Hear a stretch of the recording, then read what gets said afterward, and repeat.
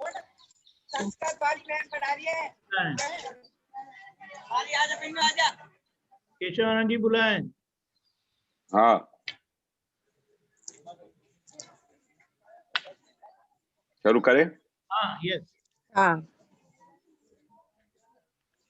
नमो वितरागाय, नमो वीतरागाय, नमो अरिहंताणम, नमो अरिहंताणम, नमो सिद्धाणम, नमो सिद्धाणम, नमो आयरियाणम, नमो आयरियाणम, नमो वज्जायाणम, नमो वज्जायाणम, नमो लोये सव्व साहुणम, नमो लोये सव्य साहुणम, ऐसो पंचन मुक्कारो, ऐसो पंचन मुक्कारो, सव्व पावपणासनो, सव्य पावे पणासनो, मंगलाणं च सव्वेसिं, मंगलाणं च सव्येसिं, परमं हवै मंगलम्।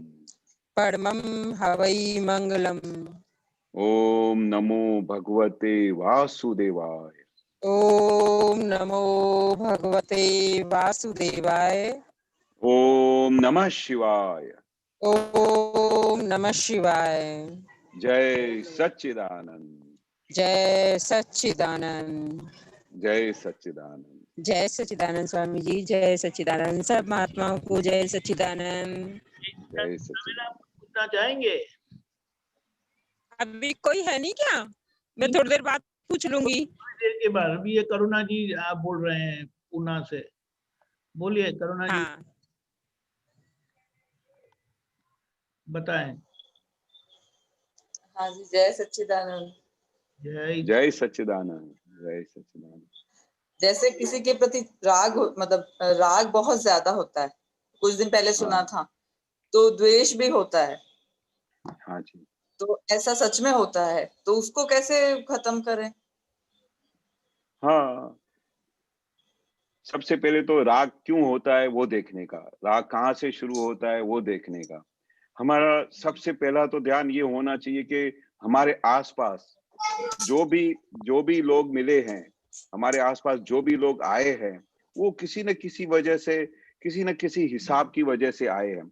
किसी के साथ लास्ट बर्थ में बहुत राग का हिसाब है तो हमारे वो घर में आते हैं, या हमारे पड़ोस में आते हैं, या हमारे कलीग बन के आते हैं, या हमारे आसपास घूमते हैं। और जिसके साथ बहुत द्वेष होता है, उस वही लोग हमारे आसपास आते हैं। जिसके साथ बहुत कभी लास्ट बर्थ में तिरस्कार किया हो, गुस्सा किया हो, अभी वो हमारे पिछले कर्म के अंदर जो चार्ज होके हुआ था, वो इस जन्म में अभी डिस्चार्ज हो रहा है। अभी उसको अभी अपन कुछ चेंज तो नहीं कर सकते। लास्ट बर्थ में जिसके साथ राग किया था, अपने डिजाइन में जैसा था कि मेरा पति ऐसा होना चाहिए तो वैसा आके मिलेगा, मेरे बच्चे ऐसे होने चाहिए तो वैसे आके मिलेंगे, और उनके साथ राग भी हो जाएगा। पर किसी के साथ हमने द्वेष किया हो कि ये मेरे पास आना नहीं चाहिए, तो वही पर्सन आके हमारे घर में आएगा, तो उसके साथ द्वेष का परिणाम होएगा। अभी जब भी राग और द्वेष के लोग हमारे आसपास आते हैं, तो हमको ये विज्ञान, ये साइंस क्या सिखाता है कि अभी हम ये राग और द्वेष से हम पर हो गए, हम वितराग हो गए। दादा ने हमको कौन सा ज्ञान दिया, कौन सी समझ दी? वितराग का ज्ञान दिया कि कोई जो भी राग आता है उसके सामने राग नहीं करने का। जो कोई भी ऐसा हमारा सभ्य या कोई भी ऐसा व्यक्ति हमारे सामने आता है, उसके सामने द्वेष नहीं करने का। तो वो अभी हमको समझ डेवलप करनी है, क्योंकि हमको ख्याल तो आ गया कि हमारे को किसकी वजह से, हमारे राग द्वेष की वजह से ये सब लोग हमारे आसपास आते हैं। पूरी पहचान भी हो गई है। अभी हमको करना क्या है? जिस जगह पे राग होता है तो उस समय अपने को समझाने का, गीता बहन अभी इसके राग की वजह से इतनी बार हमने राग किया, तो अभी आके सामने खड़े हो गए, तो अभी अपने को हमको कितना टाइम अभी इनके साथ फिर कितने जन्मों तक घूमने का है। अगर इनके साथ कई जन्मों तक घूमने का है, मोक्ष नहीं जाने का है, तो फिर से तुम वो साइकिल शुरू करो। पर अगर अभी ज्ञान के बाद हमको राग द्वेष अभी होता ही नहीं, अभी हमारे को क्या देखने को होता है, वो लास्ट बर्थ के हिसाब से जो राग द्वेष हो गया है, वो सब वो लोग जो हमारे आसपास आ गए, अभी उसके अंदर हमको शुद्धात्मा देखने का है। उसके अंदर राग का परिणाम खड़ा हो, अभी किसी की आप प्रशंसा करोगे तो उसके सामने उसका राग होएगा आपके लिए, वो तो नेचुरल है, आप किसी की प्रशंसा करो तो आपके लिए राग होएगा। तो उस समय हमारा जागृति बिल्कुल। होनी चाहिए, उस समय हमारी जबरदस्त जागृति होनी चाहिए कि ये किसकी प्रशंसा कर रही है, ये किसको बोल रही है। मैं तो शुद्ध आत्मा हूँ, अगर फिर से मैं इसके साथ राग करने लगूंगी तो फिर से मुझे बंधन में आना पड़ेगा, फिर साइकिल तो मेरा कभी बंद ही नहीं होगा। तो जो भी राग और द्वेष के संजोग अभी इकट्ठे होते हमारे आसपास आते हैं, उसके अंदर सबसे पहले तो अंदर एक दादा बहुत अच्छी चीज बोलते हैं कि हमको निश्चय करना है हर एक चीज के लिए कि अभी मुझे किसी भी चीज के सामने राग द्वेष करना ही नहीं है। अभी तो मुझे जो भी संजोग आते हैं, जो भी हमारे सामने आते हैं, उनके अंदर शुद्धात्मा देखना है। जब से आप शुद्धात्मा देखना शुरू करोगे उसके अंदर, तब से राग द्वेष का वो परिणाम ही बंद होने लगेगा, वो होगा ही नहीं। क्योंकि आप राग किसके ऊपर करते हो? ये पुद्गल के ऊपर करते हो। शुद्धात्मा के ऊपर राग हाँ। करो।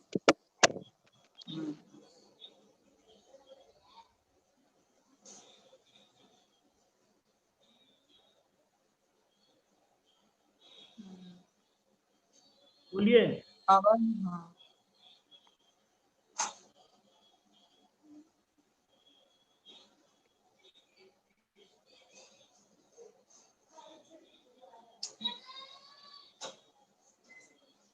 करुणा जी। हाँ, आवाज नहीं आ रही थी पहले थोड़ी। बोलिए केशवानंद जी, जरा दोबारा बोलिएगा।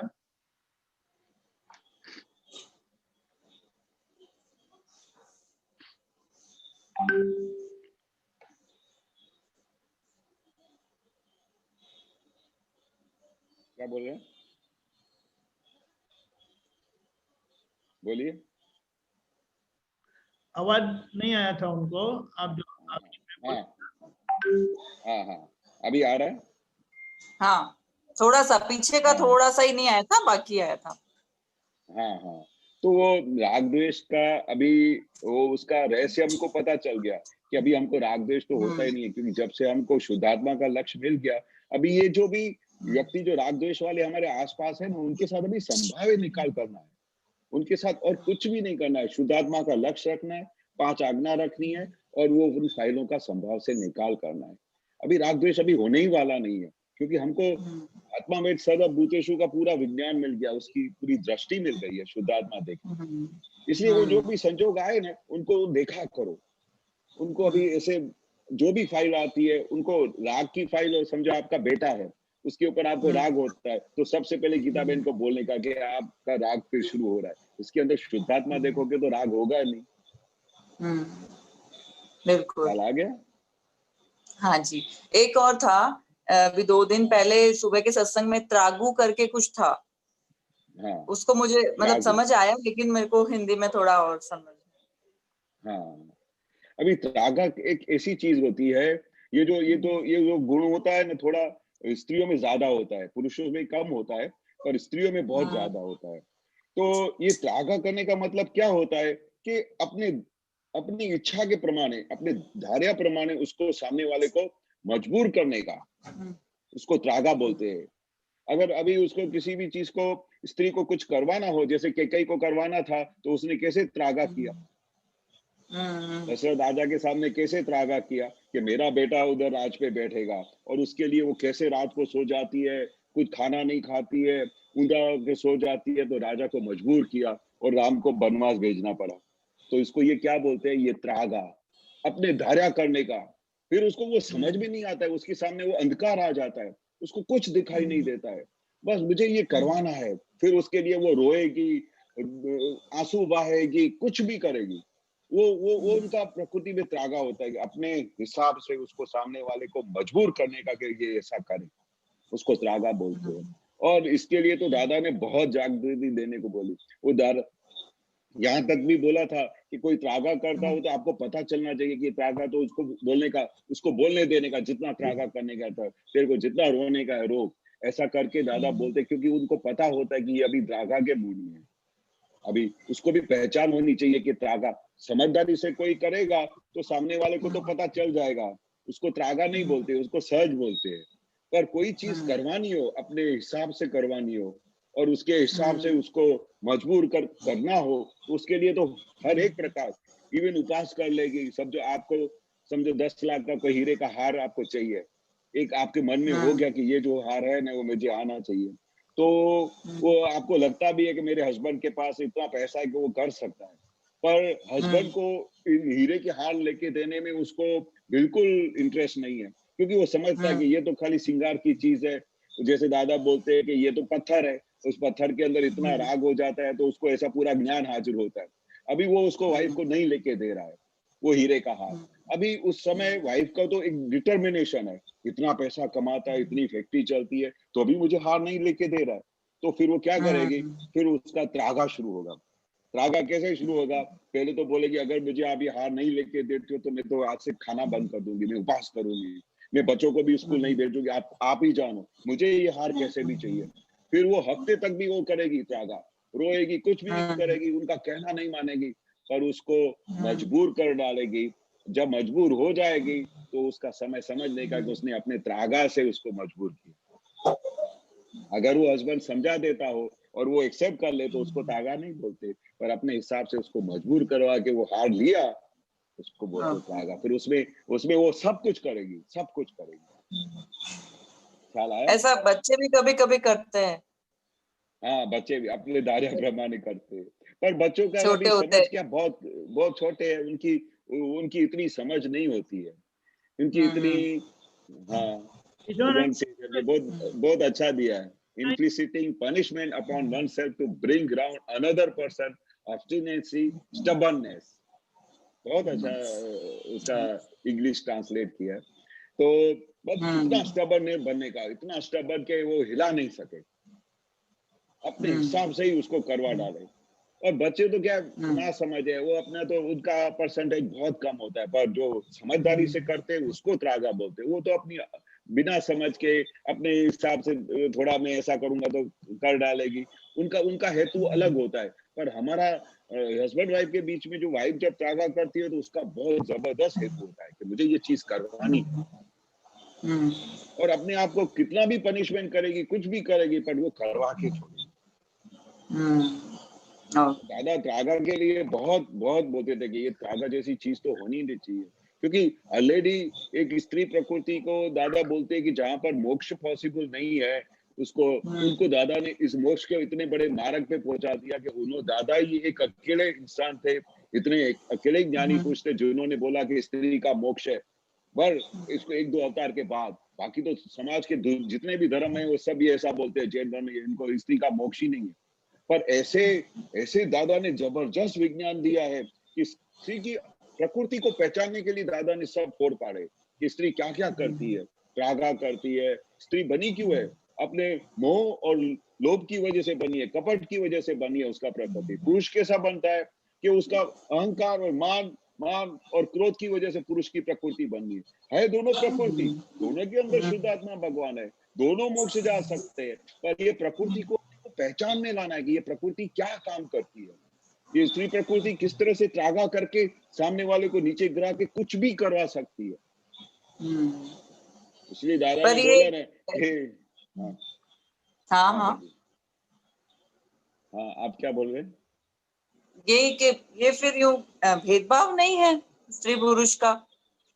कोई भेदभाव नहीं है, प्रकृति से बना हुआ है, ये प्रकृति है, तीन प्रकृति है, स्त्री पुरुष नपुंसक, ये तीन प्रकृति से बनी हुई है, इसमें किसी का भी दोष नहीं है।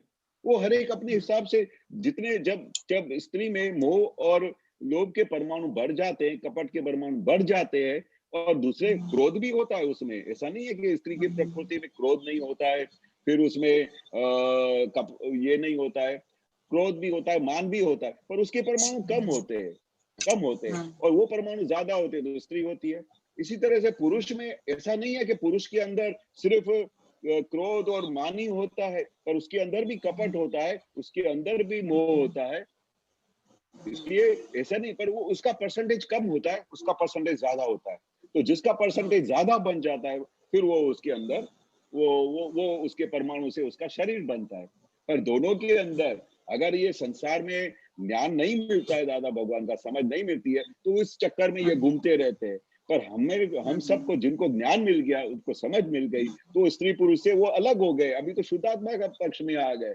स्त्री भी दादा, स्त्री तो पुद्गल है, उसका पैकिंग है, वो पुरुष का पैकिंग है, दोनों के अंदर क्या है, शुद्धात्मा है। तो कितना दादा ने हमको निरालम कर दिया, कितना हमको छुटा कर दिया। अभी हम इन पुरुष और स्त्री प्रकृति से हम बिल्कुल अलग है। ये तो सिर्फ मुद्गल है, उसको देखने का है, कुछ भी नहीं है, कुछ भेदभाव नहीं है। दादा के पास कितनी लाखों स्त्रियां आती, लाखों पुरुष आते थे। जब वो सत्संग में बैठते थे तो किसी के अंदर भेदभाव नहीं था। उनके अंदर भी वो स्त्रियां सब दादा के ऊपर इतनी फिदा थी, इतना उनके ऊपर वो दादा को देखते देखते आफरीन हो जाते थे। तो दादा के बैठते हुए कभी भी एक भी स्त्री को इस धरती पे ऐसा नहीं लगा कि दादा ने कुछ भेदभाव किया हो और पुरुष को कुछ ज्यादा इंपॉर्टेंस दिया हो। नहीं, इक्वल, अभेद दृष्टि।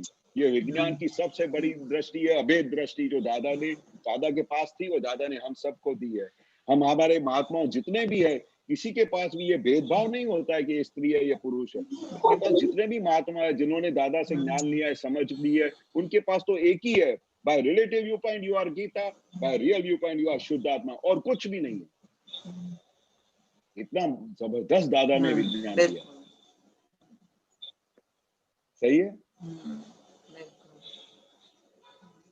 हाँ बिल्कुल, आपको बहुत अच्छा समझ में आया। हाँ, कुछ भी आपको नहीं ख्याल आता हो तो बताना, तो फिर उसको और ज्यादा मैं बता सकता हूँ।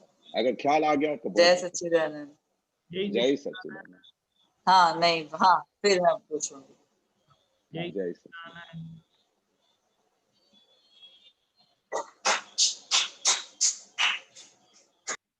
Okay, Gita ma'am ready? जय सच्चिदानंद स्वामी जी। जय सच्चिदानंद, जय सच्चिदानंद। दीपकरण जी, ये श्रेणी 22 का सूत्र है 42। इसमें बताया है दादाजी ने कि अलग होने के पश्चात संपूर्ण आहार संज्ञा का शमन। 42, हाँ ओके। अलग होने के पश्चात संपूर्ण आहार संज्ञा का शमन होता चलता है। यह विज्ञान समझ में फिट होते ही उस आहार संज्ञा का शमन होता चलता है।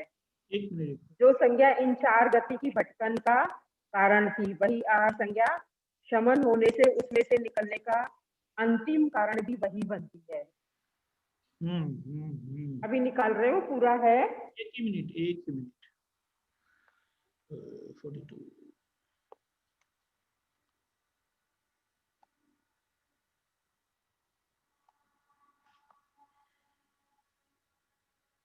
तो स्वामी जी, मैं यहाँ बात करना चाह रही थी कि जो ये आहार संज्ञा भी है ना, दादाजी ने बताई है, ऐसी ही माना कि 4 संज्ञाएं और भी हैं इसके साथ में। भय है, आहार है, निद्रा है और मैथुन है। 4 संज्ञा जो भी है वो अज्ञान भाव के कारण थी।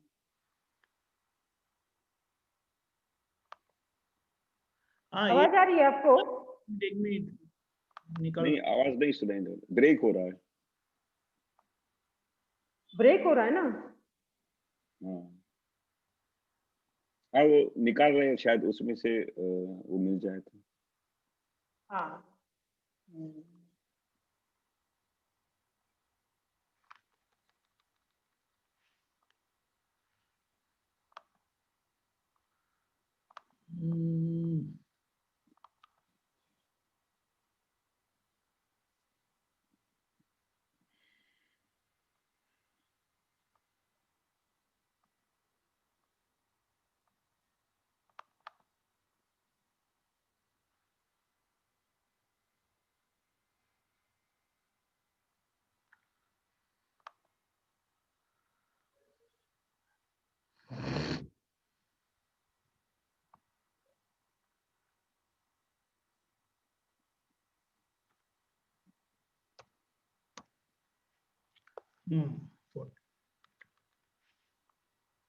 निकल गया।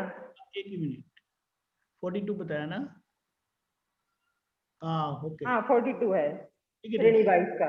हाँ हाँ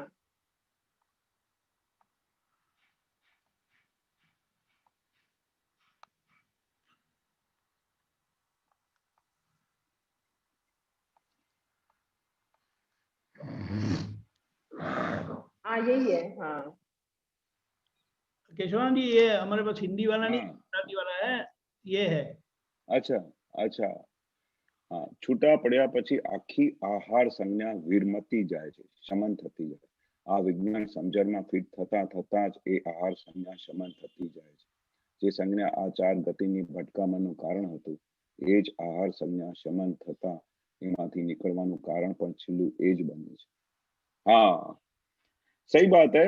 ये जो आहार संज्ञा है शरीर की है, तो दादाजी क्या कहना चाहते हैं कि ये एक बार ये शरीर से छुट्टा पड़ने के बाद, आखिर अपने मन वचन काया से छुट्टा पड़ने के बाद, ये जितनी भी संज्ञाएं हैं वो धीरे धीरे शमन होती जाती है, खाली होती जाती है. फिर क्या हो जाता है, जैसे दादाजी बताते हैं ना कि आहारी आहार करे छे, હું નિરાહારી માત્ર તેને જાણું, यानी जो आहार करता है वो आहार करने वाला है, मैं तो निराहारी हूं, मैंने तो कभी खाना खाया नहीं है. ये जो विज्ञान समझ में फिट हो जाता है, फिर धीरे धीरे धीरे आहार संज्ञा जो भी है वो शमन होती जाती है, खलास होती जाती है. दादाजी ने एक बार ये भी कहा था कि हमारे को ये जो विज्ञान था, ये 356 डिग्री पे पहुंच गए थे. जब आहार के ऊपर जो उनका विज्ञान आया, आहार के ऊपर जो बात आई, तो दादा को आहार के ऊपर से जो कुछ भी था इतना छुटापना हो गया. वो खाली दिखाई देता था कि भाई ये आहार कौन कर रहा है. उसमें आहार की संज्ञा में ये अच्छा है, ये स्वादिष्ट है, ये वो है, वो सब चीजें धीरे धीरे धीरे खाली होती जाती है, शमन होती जाती है. फिर उसको इतना छुटापना हो जाता है कि उसको ये कुछ संज्ञा असर भी नहीं करती है, और उसको दिखाई देती है कि ये एम पटेल की संज्ञा है, और उसको वो देखने इतना छुटापना में देखते हैं. दादा ने जब बोला कि हमारे को ये जब संज्ञा दूर हो गई तो हमारी 2 डिग्री और आगे हो गई, तो हम 258 पे पहुंच गए. इतनी बड़ी, जब तक ये अज्ञा शमन की छिल्ली स्टेशन वो यही बनती है. दादा ने क्या बताया, बहुत अच्छा दिया. संज्ञा शमन थता एमाथी जो छिल्ले में जब ये खलास हो जाती है, तब वो उसका छिल्ला स्टेशन आता है, केवल ज्ञान का आता है. नहीं तो आप देखोगे कि आहार संज्ञा, ये जो जितनी भी संज्ञाएं हैं, वो धीरे धीरे धीरे धीरे वो खलास होती जाती है. ये विज्ञान में इतनी बड़ी शक्ति है, इतनी बड़ी समझ है. और वो संज्ञा से वो अपनी उसके ऊपर लक्ष्य रहता है कि मैं हर एक शरीर के जो भी सभी क्रियाएं हैं शरीर की, उससे मैं तद्दन अलग ऐसा शुद्धात्मा हूँ. जो हमारी चरण विधि में भी आता है, उसमें क्या आता है, हम हर एक चीज से अलग है. वो रोज हम इसके लिए ही उसके दादा ने बोला कि ये चरण विधि रोज करना, ताकि वो आत्मा के हर एक गुण में से आप धीरे धीरे धीरे पहचान में आएंगे. उस पहचान में आने के बाद वो आपको जब वो लक्ष्य में आएगा, और धीरे धीरे धीरे वो जब लक्ष्य में आएगा, समझ में आएगा, तभी तो आप उसको पकड़ सकेंगे. और जैसे उसको पकड़ में आएगा, तभी उसको दी एंड होएगा. तो ये उसका एक स्टेप है छिल्ले स्टेशन जाने के लिए. तो वो धीरे धीरे धीरे दादा बोलते हैं क्या, उसका नम खलास होती जाती है, शमती जाती है, मतलब खलास, धीरे धीरे खलास होती जाती है. और ये जितनी भी चार गति की भटकामन है, उसमें से अपने को मुक्त करवाती है. सही है. स्वामी जी, मैंने कहीं हाँ, आवाज आ रही है क्या आपको? मैंने कहीं पढ़ा था सुनाई कि दे. जो सुनाई दे रहा है ना? हाँ, नहीं, ब्रेक हो रहा है. ब्रेक हो रहा है. दादाजी ने बोला था कि हाँ, कि जो चार अज्ञान भाव हैं, जिसमें से ये चारों गतियों में भटकन का कारण रहा, वो एक तो आहार ही रहा था, और एक निद्रा थी, और एक भय था, और एक मैथुन. इनके कारण से ही हाँ. चार गतियों में जीव घूमता रहा. हाँ हाँ हाँ, हाँ, तो यही तो कारण है मेन. तो जब स्वामी तक जी, हम हाँ हाँ, ये बहुत ही सबसे बड़ी बड़ी मतलब मेन पॉइंट्स है, जिसकी वजह से जब तक ये हम चार गतियों में भटकते रहते हैं, आहार, निंद्रा, मैथुन, भय, ये शरीर के साथ इतनी जुड़ी हुई है, इतनी जुड़ी हुई है. और ये जब तक जुड़ी हुई है, तब तक ये भटक होता ही रहेगा. ये तो दादा ने बोला ना कि ये कितने हम पुण्यशाली है कि हमको ये विज्ञान मिल गया, जिसकी वजह से एक एक चीज का पृथक्करण करके दादा ने इतने बड़े सब चीज करके हमको छुट्टा करके दिया. तभी तो बाकी ये मोक्ष का दान मिलना, मोक्ष का विज्ञान मिलना बहुत लाख वक्त बोलो ना कि लाख टाइम बोलो कि अति दुर्लभ, अति दुर्लभ, अति दुर्लभ है. इसमें से पता चलता है, क्योंकि जब तक ये चार संज्ञा है हमारे साथ, तो हमारा क्या है, हम इस संसार में भटकते रहेंगे, और ये इससे छुटापना मिलेगा नहीं. ये तो दादाजी की कृपा से, नहीं तो हमको ये 4 संज्ञा की वजह से हम कितने भव से भटक हाँ रहे हैं यही नहीं पता था। मैं कौन हूँ, मैं गीता हाँ कौन है, इसका विभाजन ही नहीं कर पाते थे। हाँ ये तो बड़ी कृपा हाँ से अपने को छुटा कर दिया, हाँ स्वामी इसलिए जी। हम अलग हो गए। और जब जैसे ही हम अलग हो गए तो दादा ने क्या बोला, अभी हमारी सेफ साइड हो गई, अभी हमको मोक्ष में जाना है और मोक्ष के सिवा हमारे पास और कोई हाँ रास्ता ही नहीं है, क्योंकि अभी हमारे को वो दादा भगवान का टच हो गया। हाँ अभी टच हो गया, अभी धीरे धीरे दादा क्या बोलते हैं हाँ कि अभी ये पूरा विज्ञान अभी अंदर आपका खिलता जाएगा, आपकी समझ, हर एक प्रकार की समझ कि आप इसमें से अलग है, ये संज्ञाओं से भी अलग है, आप है क्या। दादा ने एक बहुत अच्छी चीज बताई, अभी ये विज्ञान मिलने के बाद अभी क्या चीज है, दो ही चीज रही है कि ये फाइल नंबर 1 का नाम गीता है और मैं शुद्ध आत्मा हूँ। और कुछ भी, कितनी बार दादा ये 2 सेंटेंस बोल के बोल देते थे, इसमें सब कुछ आ गया, ए टू जेड आ गया। अभी इसके अंदर सब कुछ क्या, आ गया। इसमें क्या समझने जैसा है, क्योंकि आपको मोक्ष का दान मिल गया। मेरा नाम गीता है, ये फाइल नंबर 1 का नाम गीता हाँ है, बाय रिलेटिव व्यू पॉइंट ये गीता है, मैं शुद्ध आत्मा हूँ। इस 2 चीज के अंदर पूरा साइंस है, पूरा शास्त्र आ गया। उसके बाद बाकी सब कुछ दादा ने उड़ा दिया। कितने पापे भस्मीभूत करके हमको मुक्त कर दिया, कितने जन्मों के पापों भस्मीभूत किया, तभी हमको दादा ने गारंटी दी कि जो अगर आप मेरी 5 आज्ञा में रहोगे तो 1-2 अवतार में सीधा मोक्ष जाओगे, नहीं तो ऐसा कोई गारंटी दे सकता है? कोई नहीं दे सकता। हाँ, कोई भी गारंटी नहीं दे तो स्वामी सकता। जी ये कोई नहीं दे सकता। स्वामी जी मैंने जो ये पढ़ा था ना तो उसमें साफ लिखा हुआ था कि तू तो विज्ञान घन स्वरूप है, आत्मा के लिए लिखा हुआ। और ये प्रकृति हाँ, है, ये कर्मेंद्रिय ज्ञानेंद्रिय के द्वारा इन चारों अज्ञानता को भोगती है। तो मतलब भोगने वाली हाँ, तो वो है। तो ये जब हाँ, समझ बैठी तो भय का तो था कि जो अशाता वेदनीय कर्म है उसमें आयुष कर्म, जैसे ही कर्मों का भुगतान पूरा हो जाएगा तो आयुष कर्म पूरा हो जाएगा। तो भय संज्ञा हाँ, खत्म हो गई थी। और हाँ, निद्रा है, वो दादाजी ने अब पता नहीं कब ले ली, क्या अब निद्रा उतनी आती है जितनी हाँ, शरीर को जरूरत है। कभी 3 बजे हाँ, उठते हैं, कभी 2 बजे उठते हैं, बस वही दादाजी का ही सब याद रहता हाँ, है। और हाँ, जो आहार जो ये और जो है वो उस प्रकृति के भाग को वो कब का ही सब खत्म हो चुका। अब बाकी आहार हाँ, निद्रा आहार जो संज्ञा रही है वो, हाँ, उसके लिए मैं आपके माध्यम से दादाजी को प्रार्थना करना चाहूंगी कि आहार संज्ञा भी, जैसे 3 संज्ञाएं हट गई हैं वैसे वो भी हट जाए, तो ये हाँ। जो आत्म स्वरूप का आनंद है वो और खुला हो जाए। जरूर, जरूर, क्योंकि आपको पहचान में आया ना कि ये अभी मेरे पास बाकी है। और ये इसको इसको हाँ दादा ने एक बहुत अच्छी चीज हाँ बोली, अपने को पहचान में आया ना, ये सबसे बड़ी जागृति है, हम्म बाकी तो पहचान में ही चीज नहीं आती है। अपने हम्म को बहुत अच्छी दादा बोलते हम्म थे दादा, जब हम दादाजी को सब जाके बताते थे कि दादाजी मेरे को फाइल का संभाव्य हम्म निकाल करना है, पर मेरे से फाइल का संभाव्य होता ही नहीं है। मैं बोला दादा, बोला कैसे नहीं होता है, आपको कैसे पता चलता है? कि मुझे जब मैं फाइल का संभाव से नहीं निकाल होता है तो सामने के चेहरे से मुझे पता चलता है कि भाई मेरा वर्तन कुछ ऐसा ही हुआ, मैंने कोशिश तो बहुत की पर सामने वाले को लगता है कि फाइल का संभाव तो निकाल हुआ नहीं, उसके चेहरे में से पता चलता है। तो दादा बोलते ये आपको पता चला, ये सबसे बड़ी जागृति है। नहीं तो सामने वाले को क्या लगता है, मैं तो बहुत अच्छा फाइल हम्म, का संभाव्य निकाल करता हूँ, मैंने तो इतना अच्छा तरह से किया, पर उसके अंदर हाँ के हाव भाव से पूछो तो उसका संभाव्य निकाल हुआ कि नहीं हुआ। तो दादा क्या बोलते हैं कि जैसे जैसे आपको पता चलता है ना, तो समझो कि आपकी जागृति बहुत आगे बढ़ रही है और आपको सेलिब्रेशन करना चाहिए।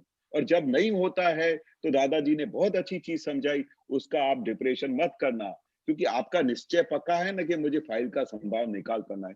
कितनी बड़ी साइंस बता दी, कितनी बड़ी समझ दे दी कि हम्म, आपका निश्चय पक्का होना चाहिए। तो वो निश्चय क्या है, आपके हाथ में है। फाइल हाँ का संभाव से निकाल हुआ कि नहीं हुआ, दादा बोलते हैं I let go for it, I let हाँ गो फॉर इट, ऐसा इंग्लिश में शब्द बोलते हैं। बहुत अच्छा सेंटेंस बोलते थे कि अगर आपका फाइल का हाँ संभाव से निकाल नहीं हम्म, होता है तो आई लेट गो। पर मैं ये देखना चाहता हूं कि आपका निश्चय है कि नहीं है, और आपको पता चला है कि मैंने आप हम्म, सामने वाले का फाइल का संभाव से निकाल नहीं किया। ये बहुत बड़ी चीज है। तो यानी आप जागृति के हम्म, पथ पर चल पड़े हैं हाँ और दादाजी के पथ पे चल पड़े हैं, तो बहुत सेलिब्रेशन करने का, क्योंकि कितने लोगों को तो अपनी प्रकृति क्या है, मेरा स्वभाव कैसा है, मैं सामने वाले को दुख देता हूँ या सुख हम्म, देता हूँ वो ही नहीं पता चलता है, सामने वाले के दोष दिखाई देते वो ही नहीं पता चलता है। और इस विज्ञान के बाद आपको हर एक चीज, प्रज्ञा शक्ति ऐसी डेवलप हुई है कि आपको हर एक बात आपको पता चलती है कि मैंने ये फाइल का आपको लक्ष्य में भी आ जाएगा। मैंने कोशिश तो की पर उसका चेहरा इतना ऐसा लग रहा है हाँ, कि उसको समाधान नहीं हुआ, और फिर आपको घर जाके फिर सोचेंगे मैं आज जाके प्रतिक्रमण हाँ, करूंगी। मैंने कोशिश तो की। तो दादा क्या बोलते थे, जिसका जी, निश्चय पक्का है, जिसने कोशिश की है, उसके ऊपर दादाजी का खास हाथ रहता था। पर दादाजी को आके बोलते थे कि दादा ये नहीं होता है, तो दादा बोलते मैं आपको उसके लिए लेट गो करूंगा, क्योंकि वो व्यवहार आपके हाथ में नहीं है। संभाव्य निकाल क्यों नहीं हुआ वो आपके हाथ में नहीं है, उसके पीछे बहुत बड़ी साइंस है, उसके पीछे बहुत बड़ा रहस्य है, उसके पीछे आप मत जाओ। उसकी अभी अभी प्रेजेंटली आप ये देखो कि आपका निश्चय पक्का है कि नहीं। आपके पास 5 आज्ञा में कितने लोग आके सब महात्मा दादा को जब ही नया-नया ज्ञान लिया था, तो आके सब लोग शिकायत करते थे, दादा आज्ञा में नहीं रहते हो। हाँ, मैं बहुत कोशिश करता हूँ कि मुझे आज्ञा में रहने का है। मैं बहुत कोशिश करता हूँ कि मुझे सामने वाले को दुःख नहीं देने का है। मैं बहुत कोशिश करता हूँ कि मुझे सबको सुख देने का है, पर दादा ये ऐसा नहीं होता है। तो दादाजी फिर पूछते थे, "भई आपको ऐसा अंदर ऐसा होता है क्या सामने वाले को दुःख देना है?" तो बोला, "नहीं, बिल्कुल नहीं होता है दादा। मुझे तो ऐसा लगता है कि मैं कैसे करके सबको सुख दूँ।" मैं फिर दादा पूछते थे कि भाई तुमको अंदर से ऐसा होता है कि मैं सबके जाके दोष देख के आऊं। बोला नहीं दादा, पर फिर भी मेरे को दोष दिखाई देते हैं, मैं क्या करूं दादा। तो बोलते ये अच्छा है, आपको पता चला ना कि आप ऐसा, आपकी प्रकृति में ऐसा है। तो दादा बोलते उसकी आप चिंता मत करो, पर जो नहीं होता है उसके लिए डिप्रेशन मत करो। पर मुझे आपका, दादा का पीछे हर एक का ये हेतु देखना चाहते थे कि आपके बैकग्राउंड में, आपके माइंड में आपका निश्चय कैसा है। निश्चय पक्का है तो दादाजी का आपका 4 हाथ है, और आपके अंदर डगमग होता है, चलो नहीं चलेगा, आज सत्संग में नहीं गए तो वादा नहीं है, तो आप मन के हिसाब से चल गए, तो उसमें दादा अपनी जवाबदारी नहीं लेते। तो दादा को बैकग्राउंड में हमेशा ये दिखाई देता था कि इसका निश्चय पक्का है, नहीं होता है उसकी जवाबदारी मेरी है, ऐसा बोलते थे। उसकी आप बिल्कुल चिंता मत करो, पर आप अपना निश्चय पक्का रखो कि मुझे ऐसा करना है, मुझे फाइल का संभाव्य निकाल करना है, मुझे 5 आज्ञा में रहना है। दादा उसको देखते थे। नहीं होता है उसके बारे में दादा तो बिल्कुल बोलते थे, आप उसकी टेंशन मत लो, आप उसकी चिंता मत करो, वो मेरी जवाबदारी है। दादा देखते थे आपका निश्चय पक्का है ना, बात पूरी हो गई।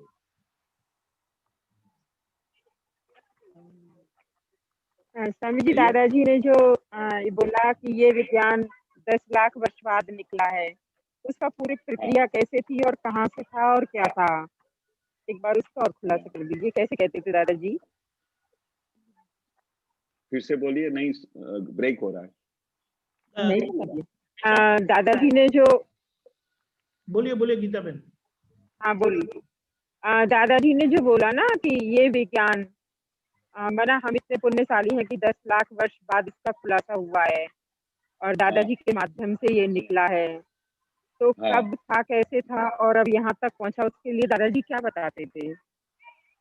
नहीं, दादाजी ने तो ये बताया ना कि 1958 में जैसे सूरत के स्टेशन में बैठे थे, तो उनके अंदर पिछले पिछले दादा वर्णन करते थे कि उनका जब से जन्म हुआ, जब उन्होंने होश संभाला, जब उनको सब समझ में आता था, तो बचपन से लेके जब तक दादाजी को ज्ञान था, तो दादाजी का उस समय श्रीमद् राजचंद्र के सेवन बहुत करते थे, उनका अध्ययन बहुत चलता था, ज्ञानी पुरुष थे वो।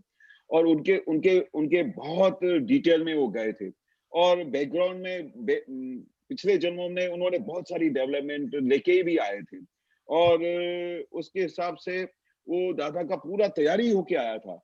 जब तक ज्ञान नहीं हुआ था तो दादाजी को ऐसा लगता था कुछ संकित होने जैसा है, संकित होने वाला है, मतलब मेरे को शुद्धात्मा का पूरा लक्ष्य बैठ जाएगा, ऐसा कुछ संकित होने वाला है, जिसको ज्ञान बोलते हैं, वो ज्ञान होने वाला है। तो ऐसा उनको लगता था, क्योंकि उनका बचपन से लेके जब तक वो ज्ञान नहीं हुआ था, तब तक उनका व्यवहार बहुत अच्छा था, बहुत ओब्लाइजिंग नेचर था। अपने वाइफ हीराबा के साथ बहुत उनका अच्छा व्यवहार चलता था। मतलब हर एक संजोग में आजू-बाजू वाले भी ऐसा बोलते थे कि ये कोई बड़ी श्रेष्ठ आदमी है, कोई बड़े भगवान जैसे आदमी है। ऐसा लोगों का उनके पूरे भादरण गांव में ऐसा पूरा हर एक जगह पे ऐसा वातावरण चलता था। क्योंकि कोई पड़ोस में भगवान जैसा आदमी रहता हो तो सब लोगों को पता तो चलेगा ना कि ये भगवान जैसे आदमी है। तो ऐसा उनका पूरा बंधारण ऐसा बन के आया था। और जिस दिन वो टाइम हो गया 1958 का, और सूरत के स्टेशन में जब वो काम से वापस आके शाम के टाइम पे बैठे थे, तो उस समय ये उनको 1 घंटे के अंदर पूरा विज्ञान प्रकट हुआ। तो भगवान भगवान से बात कर रहे थे कि भाई इधर क्यों? तो भगवान ने बोला कि मैं आपके अंदर ही, क्योंकि मैं पूरा ब्रह्मांड घूम के आया, तो उधर मेरे को कोई ऐसा लगता नहीं है कि जिधर मैं प्रकट हूँ। तो क्या बोला दादा ने, तो भाई मेरे पास ही क्यों, दादा को ऐसा कुछ था ही नहीं कि भाई मेरे अंदर ही हो। पर बैकग्राउंड में दादा ने जब बाद में ये ज्ञान प्रकट हुआ, तब उन्होंने बताया कि ये जो भी प्रकट हुआ ना, तो उसमें बैकग्राउंड में मेरी बहुत शोधखोड़ थी। कितने जन्मों से वो इसी तलाशों में थे, पूरा हर एक चीज का, हर एक विज्ञान का पृथक्करण करते थे। व्यवस्थित शक्ति कैसे चलती है, ये सूर्य चंद्र तारा, राग द्वेष, करता अकर्ता, ये सब चीजों का पूरा फोड़ जो था, उसके लिए दादा ने कितने जन्मों तक स्टडी की थी। तो उनके अंदर ही ये भगवान प्रकट होने वाले थे, जिनका बैकग्राउंड में इतना बड़ा बैकग्राउंड था, तो उनके अंदर ही ये प्रकट होने वाले थे। तो वो प्रकट हो गए, उसके बाद तो पूरा विज्ञान खुला हो गया। तो दादाजी ने बताया कि हमने भगवान को बोला कि हमारे पास ही क्यों, पर बोला ऐसा और कोई मेरे को दिखाई नहीं देता कि जहां पर मैं वास करूं अपना। तो दादा के अंदर विराजमान हो गए, पूरा विज्ञान का प्रकट हुआ, फिर तो दादा को सब दिखाई दिया पूरा। कितने दादा भगवान ये बताते नहीं थे, पर उनको पिछले जन्म, उसके पिछले जन्म सब दिखाई देता था, किसी के सामने वर्णन नहीं करते थे। पर दादा बोलते वो जान के अभी क्या करने का, अभी प्रेजेंट में रहो, जो अभी प्रकट हुआ है साक्षात परमात्मा आपके सामने है, आप जो मांगो मैं देने को तैयार हूँ। अभी बैकग्राउंड में मत जाओ कि भाई कैसे हुआ, क्यों हुआ, अभी आपके सामने हाजिर है जो मोक्ष का दान देने को आए। जो पूरा क्रमिक मार्ग सड़ गया था, वो पूरा क्रमिक मार्ग को नया किया, अक्रम ज्ञान दिया। और जो कुछ ही लोगों के लिए थोड़े टाइम के लिए अक्रम ज्ञान चलेगा, फिर धीरे धीरे दादा ने बोला आगे चल के ये फिर बेस्ट, श्रेष्ठ में श्रेष्ठ क्रमिक मार्ग हो जाएगा, जैसे तीर्थंकर भगवानों के समय होते थे। ये अपवाद मार्ग है, बहुत 10 लाख वर्ष में कभी ऐसा एक बार आ जाता है, प्रकट हो जाता है, उसमें हम सब लोग फा गए। उसमें हम सब लोगों को बहुत बड़ा हमारा कोई ऐसा हिसाब होगा लास्ट बर्थ का, हम सबका हमने ऐसा किया होगा कि हमको कोई ज्ञानी पुरुष मिल जाए, उसका हमको दर्शन हो जाए, जो हमको मोक्ष की तरफ लेके जाए। ऐसा जिन जिन लोगों का भाव होगा, वो सब लोग ऑटोमेटिक ये दादा के विज्ञान में आ जाएंगे, दादा की समझ को प्राप्त कर लेंगे। बाकी दादा ने इतना बड़ा विज्ञान दे दिया है कि अभी तो ये पूरा विज्ञान बहुत काम करेगा। सब लोगों को जो दादा के अंदर जो सुख अंदर आया था, जो उनके अंदर प्रकट हुआ था, वैसा सुख हर एक को अनुभव में आएगा। ऐसा दादा ऐसा ब्रह्मांड में ऐसा आशीर्वाद देके गए कि अभी ये विज्ञान बहुत काम करेगा, लोगों का कल्याण कर डालेगा, सबको मोक्ष मार्ग पे लेके जाएगा। सही है? हाँ, तो स्वामी जी दादाजी क्या बोल रहे थे कि ये विज्ञान आगे चलकर बेस्ट क्रमिक मार्ग में चला जाएगा। हाँ, अभी कितने 2-2.5 साल जितने साल ये इसका असर रहेगा अक्रम विज्ञान का, पर आगे चल के जो नॉर्मल उसका सिस्टम क्या है, क्रमिक मार्ग ही है। ये तो अपवाद मार्ग है, अपवाद मार्ग है, जिसमें ये कुछ लोगों का के सालों तक ये उनका काम करता रहेगा, उसका असर इतना जल्दी नहीं जाने वाला है। ये तो सब मोक्ष मार्ग है, जो दादा बोलते हैं कि 1-2 अवतार में ये मोक्ष चला जाएगा तो हम सब लोग तो चले जाएंगे, पीछे जो नए लोग आएंगे उनके लिए काम चलता रहेगा। फिर एंड में धीरे धीरे वो जो तीर्थंकर भगवान आएंगे, जो ऐसा वो मार्ग शुरू होगा, वो एक्चुअल मार्ग वही है मोक्ष जाने का, क्रमिक मार्ग। क्योंकि जब वो 24 तीर्थंकर भगवान थे, वो सब थे, उस समय वो क्रमिक मार्ग ही था, वही है।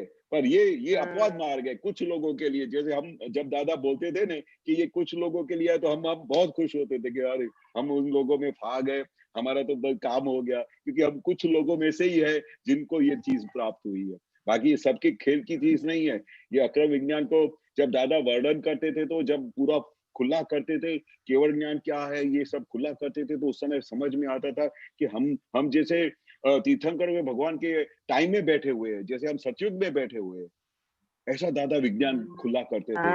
तो हम हर पल ऐसा समझते कि हम बहुत लकीएस्ट पीपल ऑन दिस ब्रह्मांड में है ना। तो जिन लोगों को दादा का सिर्फ दर्शन हुआ है, दादा की बात हुई है, दादा की समझ मिली है, वो ब्रह्मांड में सब ऐसे श्रेष्ठ लोग ही होंगे जिनको ये चीज हाथ में मिली है। बाकी ये चीज समझना या उनके दिमाग में जाना कोई ऐसी चीज नहीं है। कभी कभी हमको ऐसे लोग मिल जाते हैं जिनके साथ हम डिस्कशन करते हैं ना, उनको ये बात समझ में ही नहीं आती है कि ये कैसा हो सकता है। इमेजिनेशन होती है उनको, ऐसा हो सकता है, ऐसा हो सकता है।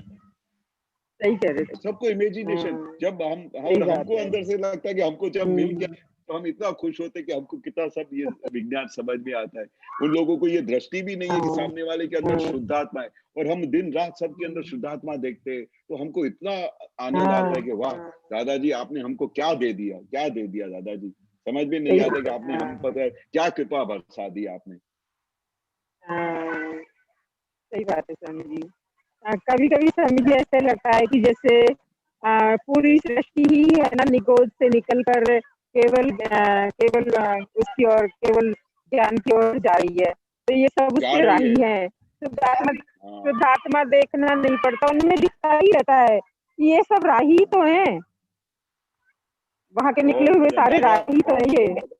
हाँ दादा बहुत अच्छा बताते थे, आपने सही बात बोला कि कभी कभी दादा एक्सप्लेन करते थे ने कि किस तरह से निगोद में से ये पूरा जीव शुरू होता है, और निगोद में से शुरू होते एक इंद्रिय जीव, 2 इंद्रिय जीव, फिर 5 इंद्रिय जीव में आता है, फिर जब मनुष्य गति में आता है तब तक उसका बुद्धि इतना टॉप पे चला जाता है कि फिर वहां से उसको, फिर उसके बाद 84 लाख जूनी को सब क्रॉस करके आता है, फिर निगोद में फिर से जन्म लेता है, फिर जब वो उसको कोई रास्ता नहीं मिलता है, फिर वही साइकिल से भटक भटक चलता ही रहता है।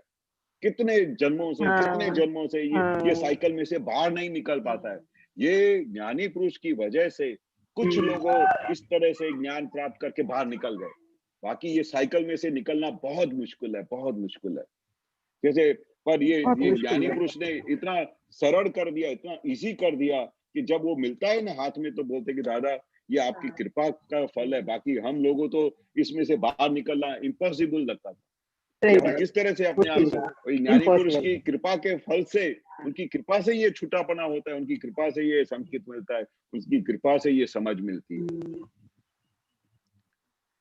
जय सच्चिदानंद। कई बार तो स्वामी जी ऐसा लगता है कि जय सच्चिदानंद। जय सच्चिदानंद। आप तैयार रखिएगा, बड़ा अच्छा रहता है, एक बात की कंटिन्यूटी रहती है। 2 प्रश्न है लेंगे फिर वापस आते हैं आपके पास। कश्यप जी, डॉक्टर कश्यप जी दिल्ली से। जय सच्चिदानंद दीपक भाई, जय सच्चिदानंद केशव राम जी। जय सच्चिदानंद। जय सच्चिदानंद, जय सच्चिदानंद। हाँ जी, मुझे ये पूछना है कि वो एक तो आपने जो संज्ञा बताया, वो संज्ञा क्या होता है, वो थोड़ा और बताएं उस पे। ये संज्ञा, ये शरीर की 4 संज्ञा है, भय संज्ञा। अगर आपको यहाँ पर कोई बम फूटे तो आपको पता भी है कि आप शुद्धात्मा है, और ये आप इससे अलग है, और आपको कोई कुछ टच भी नहीं कर सकता, जो कुछ होगा वो बॉडी पे होने वाला है। तो भी भय का, जैसे बम फूटता है तो बॉडी कैसे डर जाती है, ऐसे शेकिन हो जाती है। अगर वो संज्ञा की वजह से वो शेकिन होती है, आपकी इच्छा नहीं होने के बावजूद भी, तो वो एक संज्ञा है, क्योंकि भय की संज्ञा के वो बॉडी से बिल्टअप होके वो उसका गुण संज्ञा बन के ही आता है। उसको कोई आप कर नहीं सकते। वो मन वचन का कि पुद्गल के अंदर ये चीज चारों चार होती ही है, इसमें से कोई भी छुटा नहीं हो सकता है। जैसे आहार है, आहार, सोना भी संज्ञा में आता है सब ना, ये चारों चार गुण, निंद्रा, भय, मथुन, और ये जो है आहार, ये संज्ञा से बनता ही है, पूरा पुद्गल ही उनके से बना है। इससे आप अलग कैसे हो सकते हो? ये 4 संज्ञा ही है जो पूरे पूरे पूरे अनंत काल से ये बन के, पुरुषों के, स्त्रियों के, ये संज्ञा जो बॉडी में बन के आती है, उससे हमारा साइकिल चलता ही रहता है, चलता ही रहता है। ये तो ज्ञानी पुरुष इन संज्ञा से छुटा करके फिर अपने को अलग कर देते हैं, फिर अपने को उनको देखना रहता है कि ये भय संज्ञा है, ये भय की वजह से ऐसा हुआ, उसके वजह से ऐसा डर गया, भूख लगी तो आहार की उसको जरूरत पड़ती है। वो सब चारों चार वो बॉडी में इनबिल्ट होके आती है, और अभी उनको अपने के साथ कुछ लेना देना नहीं। हम शुद्ध आत्मा है, ये उसको देखने का है, ये उसके हिसाब से ये पूरा पुद्गल बना हुआ है, ये पुद्गल ऐसा बन के ही आया हुआ है। तो जब मतलब जैसे उदाहरण भय आपने बताया, तो भय लगे तो क्या करना चाहिए उस टाइम? बस देखने का किसको हुआ, वो उसके कुछ, उसका कुछ है नहीं, वो बॉडी का रिएक्शनरी है, वो रिएक्शन होता है उसके साथ। वो संज्ञा है, भय संज्ञा है, वो अगर वो दिखाई देता है, कुछ भय सामने से दिखाई देता है, तो उस समय उसको ज्ञान को हाजिर रखने का, ये किसको भय हुआ, बराबर, डॉक्टर साहब को हुआ, केशव साहब को हुआ, मैं तो इससे छूटा हूँ। और ये संज्ञा उसको उसको नेचुरल गुण है उसका, भूख लगना नेचुरल गुण है, उसको आप क्या कर सकते हो, उसको देखना ही है। हर एक बात को अपने को देखना है। अभी ये विज्ञान मिलने के बाद, पहले तो अपने को पता ही नहीं था ये सब चीजें क्या है, मन वचन क्या है, इंटीरियर गवर्नमेंट क्या है, अंदर सब क्या चलता है, किसी का चीज का कुछ पता ही नहीं था। पर ये तो विज्ञान जानने के बाद अभी दादा क्या बोलते, ज्यादा आप डिटेल में अंदर मत जाओ, खाली अभी अपने बेसिक को पकड़ के रखो कि ये चीज क्या है। ये सब पुद्गल के गुण है, उसका आहार करना, आहारी आहार करता है निराहारी, अपने को खाली उसको जुटा होके देखने का है। हर एक चीज में अपने को देखने का है। अभी हमारा हमारा सब काम हो गया, अभी बाकी डिटेल में अगर वो सब खुला देखना हो, वो ऑटोमेटिक, वो जब हमारा फाइनल स्टेज आएगा ना, वो खुद ही दिखाई देगा। उस समय दादाजी क्या बोलते कि आपको पूछना नहीं पड़ेगा, आपको सब कुछ सहज सच दिखाई देगा, हर एक चीज दिखाई देगा, जो भी चीज है ना आपको दिखाई देगी कि ये ऐसा है, ये ऐसा है। अभी अपने को बेसमेंट में, अभी बेसिक में ये पकड़ के ले लो कि भाई मैं शुद्ध आत्मा हूँ, ये फाइल का संभाव्य निकाल करने का, ये 5 आज्ञा में रहने का है, शुद्ध उपयोग में रहने का है, जो जो हमारी वीकनेस है उसको अपने को निकालना है। और हर एक चीज को दादा ने, हर एक बात को दादा ने अलग अलग नमूने से एक्सप्लेन करके हर एक चीज का सॉल्यूशन दिया हुआ है कि आपका संभाव्य निकाल नहीं होता तो क्या करने का, आपको दोष दिखाई देते तो क्या करने का। दादाजी हमेशा ऐसा ही बोलते थे कि जितना हो सके कि जो आपके अंदर जो तकलीफ वाली चीजें आपको हैरान करती है, उसका उसका समाधान ढूंढो। आपके अंदर क्या हैरान करता है कि क्रोध मान माया लोभ, अभी इन चीज चारों चीज को हमारे प्रकृति के अंदर पड़ी हुई है, और उनको जानो, उनमें से जब आप मुक्त होगे, उनको पहचान लोगे, तभी आपका अंदर का रियल सुख प्रकट होगा। उसके ऊपर बहुत बाकी इन चीजों में जाएंगे तो ये बहुत धीरे धीरे बुद्धि में अपने को कहां से कहां लेके जाएगी। पर उसको जितना है समझ के रखना चाहिए, पर ये ऐसा है। पर मेन चीज क्या है, मेन चीज ये है कि डॉक्टर केशव इस फाइल नंबर 1, वो अंदर शुद्धात्मा भगवान प्रकट हो गए। ये फाइल का संभाव्य निकाल करना है, जितनी हो सके 5 आज्ञा में रहने का है। बस इतना बड़ा लक्ष्य रखेंगे तो बहुत समाधान हो जाए। और किधर भी बाकी एक चीज है, दादा ने ऐसी एक चीज नहीं छोड़ी है कि जहां पर आपका समाधान नहीं कर सके। आपका व्यवहार में हो, निश्चय में हो, कहीं भी आप अटकते हो, हर एक चीज का दादा ने समाधान दिया हुआ। समझ में आया ये संज्ञा के बारे में। एक और मैं पूछना चाहूंगा, ये जो नमस्कार विधि में अंतिम 4 नमस्कार विधि होती है, उसमें जो बोलते हैं कि आखा ब्रह्मांड जगत रियल स्वरूप ने नमस्कार करूं जो, उसके बाद फिर जो है मतलब हम फिर दर्शन क्यों करते हैं अलग अलग तरीके से, और वो भी 3 तरीके से जो है दर्शन करते हैं, ये थोड़ा बताएं। मतलब एक नमस्कार में दर्शन नहीं आ जाता है? जब एंड में हम 4 सेंटेंस बोलते हैं कि रियल स्वरूप है भगवत स्वरूप से, जेती आखा जगत ने भगवत स्वरूप दर्शन को, रियल स्वरूप है शुद्धात्मा स्वरूप से, जेती आखा जगत ने शुद्धात्मा स्वरूप दर्शन, रियल स्वरूप है तत्व स्वरूप से, जेती आखा जगत ने तत्व ज्ञाने करीने दर्शन। मतलब ये चारों 4 क्या है, रियल स्वरूप को देखने के लिए एक दादा ने बताया कि शुद्धात्मा भी वही है, रियल स्वरूप ही है, उसको मैं नमस्कार करता हूँ। ये समझ दी हुई है कि अंदर अल्टीमेट वो चारों 4 के अंदर वही शुद्धात्मा को, आखा ब्रह्मांड में जितने भी लोग हैं, जितने भी ब्रह्मांड में सब स्वरूप है, जो रियल स्वरूप शुद्धात्मा स्वरूप है, उसको मैं भक्ति पूर्वक नमस्कार करता हूँ। क्योंकि हमने कभी किसी को भी इस स्वरूप से दर्शन नहीं किया है, भगवत स्वरूप से किसी भी जीव को दर्शन नहीं किया है, और किसी भी जीव को शुद्धात्मा तरीके से नहीं देखा है। वो जो अंदर रियल आत्मा है, वो तत्व स्वरूप है, फाइनल स्टेज का आत्मा है, वो स्वरूप हमने किसी को देखा नहीं है। ऐसे ब्रह्मांड में जितने भी लोग हैं, उनके अंदर वो रियल स्वरूप देखने के लिए, उनको नमस्कार करने के लिए, उनके अंदर शुद्धात्मा भगवान देखने से वो हमको आशीर्वाद देते हैं कि हमने ऐसी दृष्टि से उनके अंदर शुद्धात्मा भगवान को देख के नमस्कार किया। बाकी हमने आज तक कैसे नमस्कार किया, कि किसी को जानते ही नहीं थे किसको नमस्कार करते हैं, कुछ पहचान ही नहीं थी हमको। तो आखा ब्रह्मांड के अंदर जितने भी जीव मात्र हैं, कोई ऐसा नहीं कि एक जीव मात्र हो, जितने भी जीव मात्र हैं जो आखे ब्रह्मांड में, उनके अंदर बैठे हुए जो शुद्धात्मा भगवान है, उसको नमस्कार करता हूँ। समस्त ब्रह्मांड के जीव मात्र के रियल स्वरूप को अत्यंत भक्ति पूर्वक नमस्कार। जितने भी ब्रह्मांड में जितने भी जीव मात्र है, क्योंकि ये दृष्टि जो चारों 4 जो एंड में दृष्टि आती है, वो ज्ञानी पुरुष की कृपा का फल के बाद ही ये समझ में आती है। बाकी तो हमने किसी भी लोगों को कैसे देखा है, ये राम भाई है, ये मोहन भाई है, ये मेरा वाइफ है, ये मेरा बच्चा है, उसके सिवाय कोई दृष्टि मिली थी? ये तो दादा भगवान की कृपा से ही हमको फाइनल दृष्टि मिली है। इसलिए अभी वो दादा क्या बोलते हैं कि ऐसा अध्यास करो। आपने कितने जन्मों तक ऐसा ऐसा आपने किसी के अंदर स्वरूप के अंदर शुद्धात्मा स्वरूप देखा नहीं है। लेकिन तो जब जीव मात्र के अंदर हम नमस्कार कर रहे हैं तो उसमें उसमें उसमें जो है दर्शन भी जो आ जाएगा ना। हाँ, नमस्कार करता हूँ, फिर भगवत स्वरूप में मैं दर्शन करता हूँ। दर्शन मतलब उनके अंदर बैठे हुए भगवान को दर्शन। जैसे दादा बोलते थे एम पटेल रहे, तो दादा भगवान जो अंदर प्रकट हुए हैं, हम उनको नमस्कार करते हैं, एम पटेल को नहीं करते। इसी तरह ब्रह्मांड में जितने भी जीव है, उनके अंदर जितने भी रियल चीज है, रियल चीज क्या है, उनके अंदर शुद्धात्मा है। रियल चीज क्या है, वो शुद्धात्मा क्या है, वो तत्व स्वरूप है, फाइनल तत्व स्वरूप है, जो केवल ज्ञान की तरफ एंड तक लेके जाता है। तो वो तत्व ज्ञान का दर्शन करने से अपन धीरे धीरे क्या होगा, हम वो स्वरूप बनते जाएंगे। आप जिसका दर्शन करोगे वैसा स्वरूप बनेगा। हमारा अभी मेन ध्येय क्या है कि हम वो स्वरूप को, मेन स्वरूप को, वो स्वरूप बन जाए, तत्व ज्ञान स्वरूप हमारा खिल जाए। तो जिनके अंदर शुद्धात्मा भगवान का हम दर्शन करेंगे, तो हमारी तत्व दृष्टि हो गई। हर एक जीव मात्र के अंदर वो तत्व दृष्टि देखने से धीरे धीरे धीरे धीरे धीरे धीरे धीरे धीरे वो तत्व स्वरूप हमारे अंदर प्रकट हो जाएगा। जिसका आप दर्शन करोगे, जिसका स्वरूप देखोगे, वैसा स्वरूप आप बन जाओगे। ये जो तत्व दृष्टि में दर्शन करते हैं, तो उसमें मतलब हम तत्व दृष्टि से करते हैं, वो तो फाइनल तरीके से करते हैं। तो ये फिर शुद्धात्मा रूप से फिर दर्शन क्यों करते हैं और भगवत रूप से दर्शन क्यों करते हैं? बट वो चारों चार का वो स्वरूप है, रियल स्वरूप। रियल स्वरूप, रियल एक इंग्लिश शब्द है, रियल स्वरूप मतलब फाइनल। और दादा किधर किधर इंग्लिश शब्द क्यों भेजे रखे हैं, कि उसके अंदर पूरा डेप्थ समाया हुआ है।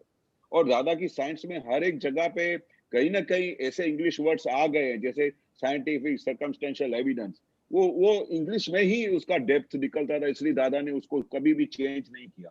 रियल मैंने, रियल मतलब रियल लाइफ कैसे बोलते हैं, जैसे रियल एंड रिलेटिव भी दादा ने वो ज्ञान के अंदर ऐसा एक्सप्लेन किया।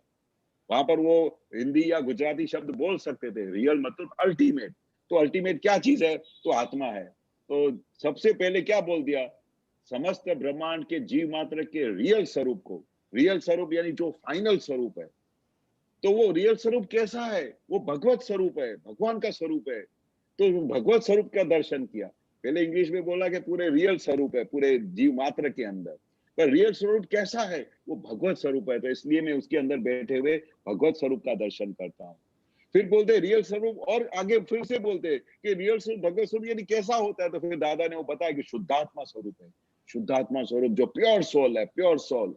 तो सारे जगत के अंदर वो सब जीव मात्र के अंदर वो प्योर सोल है, उसको नमस्कार करता हूँ। फिर आगे फिर से पूछा कि रियल स्वरूप ही तत्व स्वरूप है, मतलब वो फाइनल है तत्व स्वरूप, जिसका जिसका तत्व ज्ञान बोलते हैं। जो तत्व ज्ञान फाइनल हो जाता है, जिसको दादा आगे बोलते हैं केवल ज्ञान में प्रकट होता है, वो मैं तत्व ज्ञान का दर्शन करता हूँ पूरे जगत के जीव मात्र को। ये सभी स्टेप्स क्यों रखे हमारे लिए? ये जो है मतलब या तो एक मतलब कि ऐसा क्यों नहीं है कि एक रखे या जो है फाइनल रखे या फर्स्ट रखे या सेकंड रखे, जो है तो सभी क्यों रखे मुझे हैं? मुझे ये तो ज्ञानी पुरुष का वो जो निर्माण है उसको हम चेंज नहीं कर सकते, पर उसके निर्माण के अंदर कुछ ना कुछ तो रहस्य होगा। किसी को रियल स्वरूप समझ में आ जाएगा, किसी को भगवत स्वरूप समझ में आएगा, किसी को शुद्धात्मा स्वरूप समझ में आएगा, जो और डेप्थ में गया उसको तत्व ज्ञान स्वरूप समझ में आएगा। तो हर एक जने को अपना अपना स्वरूप दिखाई देगा। वो हर एक दादा का एक ही सब्जेक्ट के ऊपर 10 बार अलग अलग एक्सप्लेनेशन है, क्यों है? तो किसी को ये बात समझ में आएगी, किसी को वो बात समझ में आएगी, ऐसा भी होता था। सेम बात का दादा ने 100 डेफिनेशंस दी हुई है, हर एक के सामने अलग अलग डेफिनेशंस दी हुई है, पर उसको जिसको जिस बात में पकड़ आ जाए उसका काम हो जाएगा। बाकी ये कुदरती रचना है, हम इसमें हम एक्सप्लेनेशन नहीं दे सकते कि ऐसा एक बार क्यों रखा है। ज्ञानी पुरुष की जो भी बात रखी हुई है, सबकी प्रकृति अलग अलग होती है, अलग अलग टाइम पे भी अलग हाँ हाँ, किसी को शुद्धात्मा स्वरूप दिखाई देता है, किसी को भगवत स्वरूप दिखता है। वो भगवत स्वरूप क्यों बोलते हैं कि भगवान के गुणों वाला स्वरूप। तो भगवान के गुणों का वाला स्वरूप वाला कौन होता है? ऐसे ही दादा भगवान होते हैं, जिनके सब गुण भगवान जैसे हो। तो इसलिए मैं भगवत स्वरूप है उनको देखता हूँ। तो हर एक में जिसको जिस जिस चीज में दादा बोलते हैं ना पकड़ में आया, उसके लिए दे दिया। पर है स्टेप्स बहुत अच्छा दिया है। रियल स्वरूप का एक्सप्लेनेशन कैसा है, तो भगवत स्वरूप जैसा है। भगवत स्वरूप कैसा होता है, शुद्धात्मा स्वरूप होता है। रियल स्वरूप ही तत्व स्वरूप है, वही दादा फिर से एक्सप्लेन करते हैं लास्ट में, रियल स्वरूप ही तत्व स्वरूप है। तो सारे जगत को मैं तत्व ज्ञान की दृष्टि से देखता हूँ, और जैसे दृष्टि से आप देखोगे वैसे आप बन जाओगे। ऐसा भी हो इसलिए सकता है ना कि ये हमको अलग अलग टाइम पे ही अलग अलग चीजों की दृष्टि की जरूरत पड़ सकती है, ऐसा भी हो सकता है, मुझे ऐसा लगता है। हाँ, ऐसा वो तो दादा ही जानते हैं, पर हर एक के अंदर दादा नहीं बोलते कि जैसे जैसे पर्याय खुलते जाएंगे तो आपको पूरा तब तक ज्ञान तक खुला होता जाएगा। तो मैं भी आपको जैसे स्टेप बाय स्टेप ये विज्ञान खुलने का भी एक रास्ता हो सकता है। हो पर सकता है तो वो दादा ने जो जो मुख से निकला है, तो उसके अंदर तो दादा नहीं बोलते कि ये पूरा जगत इसके ऊपर रिसर्च करेगा, पर हमको रिसर्च करने का तो टाइम सब लोगों को बाद में मिलेगा, पर हम तो अभी दादा के कहने मुताबिक ये जो दादा ने खुला किया है उसके पीछे दौड़ते जाओ। जो दादा ने लिखा है उसके दादा बोलते हैं, आंख बंद करके आप बोलोगे चीटी चीटी, बोलोगे किटी किटी, बोलोगे तो भी आपको मोक्ष का ज्ञान मिल जाएगा, मोक्ष का दान मिल जाएगा, क्योंकि आप ज्ञानी पुरुष का दिया हुआ वाक्य वापर रहे हैं। कितनी बड़ी चीज बोल दी। सही है। दादा अगर बोलते हैं कि राम राम राम बोलो तो आप सीधा मोक्ष चले जाओगे, तो आप राम राम बोलते बोलते सीधा मोक्ष ही चले जाओगे, क्योंकि ज्ञानी पुरुष के वचन बड़ का ये सेंटेंस है। सही बात। हाँ, तो इसलिए उसमें ज्यादा ब्रेन चलाने का नहीं, आंख बंद करके दौड़े जाने का, निकल जाने का। जैसे दादा ने बोला निकल जाओ, अपने को दादा ने रास्ता बता दिया है, फाइनल फाइनल रास्ता है। अंदर अंदर खाने बिल्कुल ज्यादा बुद्धि हैरान करे तो बोलने का जो दादा ने बोला है सही बोला है, अपने को ऐसा दृष्टि रख के ऐसा दर्शन करने का रोज सुबह को। उनका वचन बल है। सही है। हाँ, ये वचन पर काम करने का है। आप भले चाहे 100 बार बोले या कुछ भी बोले, ज्ञानी पुरुष का एक भी सेंटेंस उनका आप पालन करोगे तो सीधा मोक्ष में जाओगे। ये दादा का वचन है, दादा का वाक्य है, मेरा नहीं है। और दादा ने गारंटी दी है कि ज्ञानी पुरुष का एक भी वाक्य पकड़ के आप चलने पड़ोगे तो आप मोक्ष चले जाओगे, क्योंकि उनका वचन पर काम कर रहा है। हमारी न बुद्धि काम कर रही है, न हमारी समझ काम कर रही है, कुछ भी नहीं काम कर रहा। सही है, समझ गया। ठीक है, आपने बहुत अच्छे से समझाया। फिर आगे आपसे और फिर पूछूंगा। जय सच्चिदानंद। जय सच्चिदानंद, जय सच्चिदानंद। आनंद। विनीता जी। जय सच्चिदानंद स्वामी जी।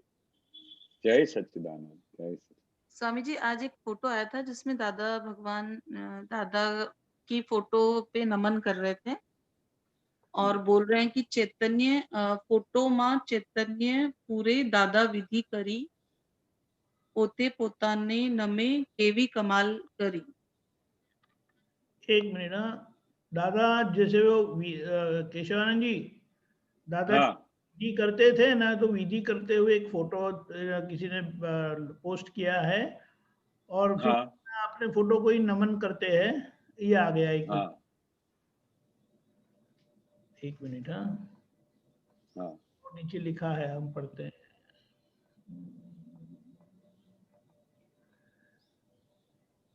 चैतन्य पूरे दादा विधि करी, ओटामा चैतन्य पूरे दादा पूरे विधि करी, पोते पोताने नमे केवी कमाल करी। हाँ, हाँ। ये बहुत अच्छा। बहुत मुझे श्रद्धा हुई, और मतलब ये कहीं नहीं देखा ऐसी चीज जैसे आज देखने को मिली कि दादा अपनी फोटो हाँ, हाँ।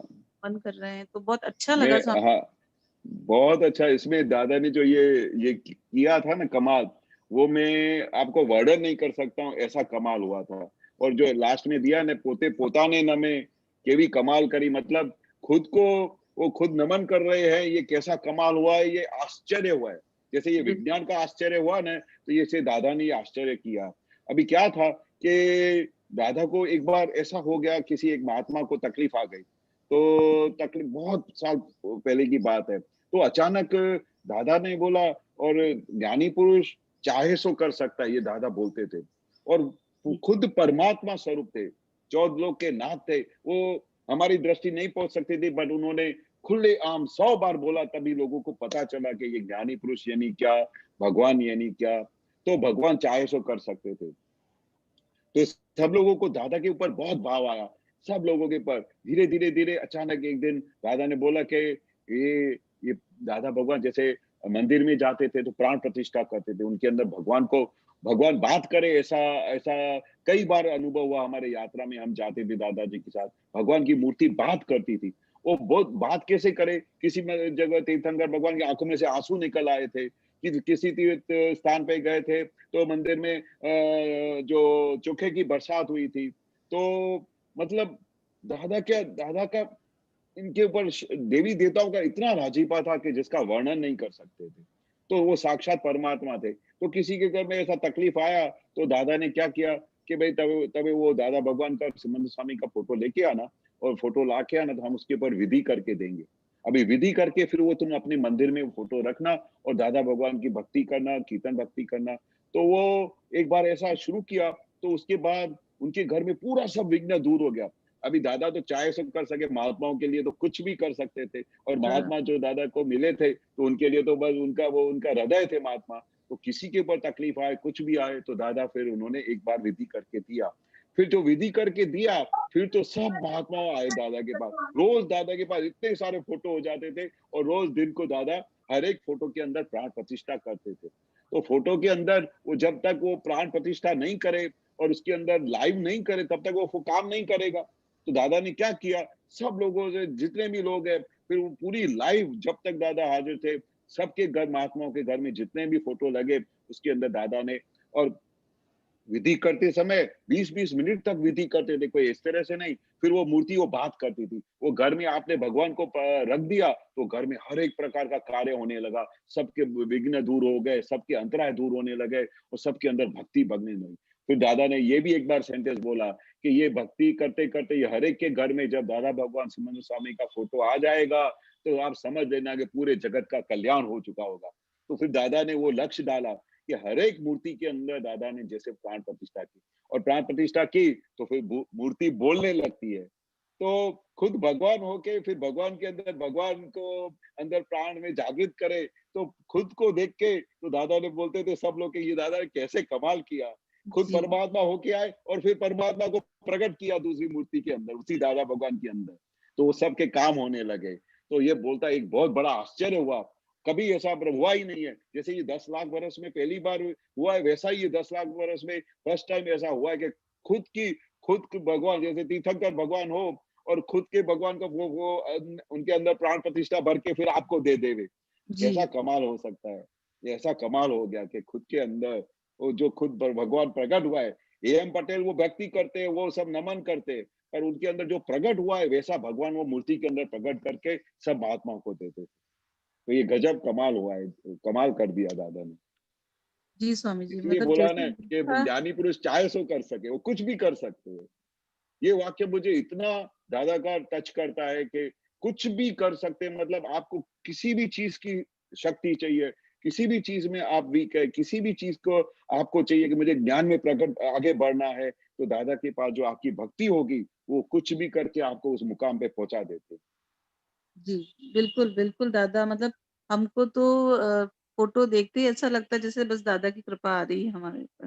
हाँ, बहुत अच्छा है देखते स्वामी। देखते उनका निखालस हास्य देख के ही एकदम ठंडक हो जाती है कि कैसे दादा ने, उनका दर्शन कैसा था, कैसे दादा ने दर्शन। और कितने लोगों को तो जिन्होंने दादा को नहीं भी देखा, वो भी बोलते कि हमने दादा को देखा, हमको ऐसा अनुभव होता है। मतलब कैसे कमाल के दादा है। हमारी कोई शक्ति नहीं है, पर ये दादा खुद का, दादा का ऐश्वर्य ही ऐसा है कि वो लोगों के अंदर, वो उनकी भावना से, जितना आपका भाव होगा, जितना आपका दृढ़ भाव होगा ना, वैसे दादा हर एक के अंदर प्रकट हो जाते हैं, उनको अनुभव होता है। कितने महात्मा मेरे को बोल के जाते हैं कि आप बिलीव नहीं करोगे, पर मेरे को ऐसा ही लगता है कि जैसे मैं सपने में, या कभी ऐसा लगता है कि दादा मेरे साथ बैठे हुए हैं। मैंने दादा को बहुत करीब से देखा हुआ है। मतलब यही तो ऐश्वर्य है ज्ञानी पुरुष। वो चाहे सो कर सकते हैं, पर आपकी ऐसी भक्ति होनी चाहिए, आपके लिए ऐसी धगस होनी चाहिए, आपके ऐसे अंदर चाहना होनी चाहिए कि मुझे ये मोक्ष स्वरूप प्राप्त करना है। जी स्वामी। बहुत श्रद्धा हुई थी ये फ़ोटो देखकर, मतलब कि बहुत हाँ, हाँ। आश्चर्य हुआ वाक़ई में। बहुत आश्चर्य भी हुआ और खुशी भी होती है कि भगवान खुशी खुद भी का होती है। दर्शन कैसे करते हैं। जी, जी स्वामी। जय सच्चिदानंद स्वामी। जय सच्चिदानंद। जय सच्चिदानंद। हाँ जी, हमारा समय हो चुका है। आखिरी मंत्र बुलाएं, विनीता जी आप फॉलो करिएगा। जी।